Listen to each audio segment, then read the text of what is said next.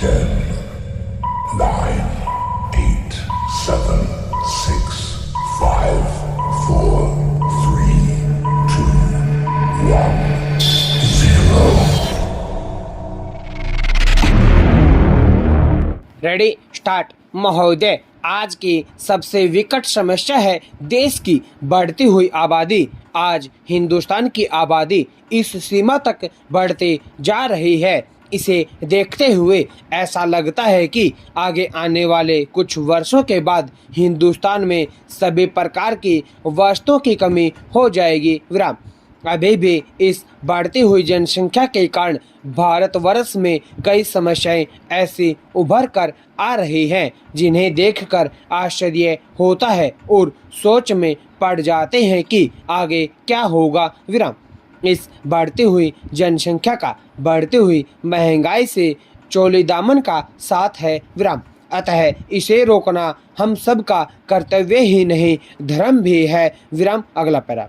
परिवार नियोजन और परिवार कल्याण के सिलसिले में नई स्कीमों की खबरें इधर लगातार आ रही हैं। विराम।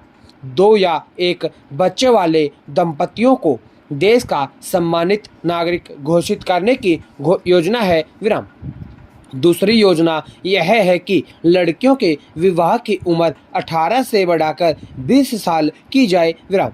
एक सुझाव यह भी है कि 10वीं कक्षा के बाद लड़के लड़कियों को अनिवार्य रूप से परिवार नियोजन के लाभों के बारे में बताया जाए। विराम। परिवार नियोजन संबंधी प्रचार को तेज करने के लिए नए नारे और नए पोस्टर तैयार किए जा रहे हैं। विराम। अगला पैरा।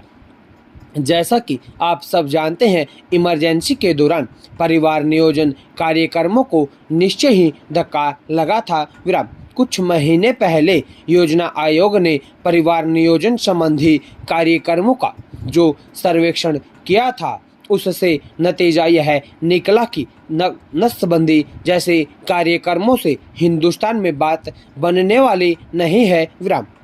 कुछ विशेषज्ञों की राय तो यह भी है कि परिवार नियोजन के लक्ष्य को प्राप्त करने के लिए कोई निश्चित अवधि तय न की जाए। विराम। ऐसा करने से लाभ के स्थान पर हानि ही अधिक हो सकती है। विराम। इससे सरकारी एजेंसियां निर्धारित आंकड़े प्राप्त करने की जल्दबाजी में परिवार नियोजन के वास्तविक लक्ष्यों को गंवा देती हैं। विराम। लक्ष्य तो दरअसल यह है कि जनसंख्या में ज़रूरत से ज़्यादा बढ़ोतरी न हो और इसके साथ साथ दंपति और बच्चे स्वस्थ रहें। विराम। कई विशेषज्ञों के मतानुसार परिवार नियोजन की कई प्रचलित विधियां स्वास्थ्य की गारंटी नहीं देती। विराम।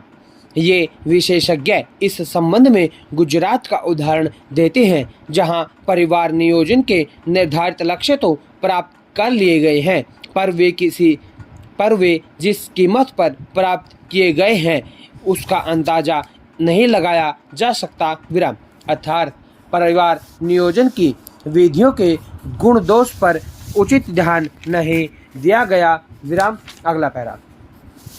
इन सारी बातों को ध्यान में रखें तो नतीजा यही निकलता है कि परिवार नियोजन को अब केवल एक सरकारी आंदोलन के रूप में ही नहीं देखना चाहिए। विराम। उसे शिक्षा और समाज सुधार का आंदोलन भी बनाना होगा। विराम। दरअसल सरकार भी यह चाहती है कि स्वास्थ्य और समाज कल्याण मंत्रालय भी एक पहल यह भी है कि सरकारी एजेंसियों के बाहर के लोगों को भी इन कार्यक्रमों में और ज़्यादा शामिल किया जाए। विराम। यह ठीक ही नहीं ही है। विराम।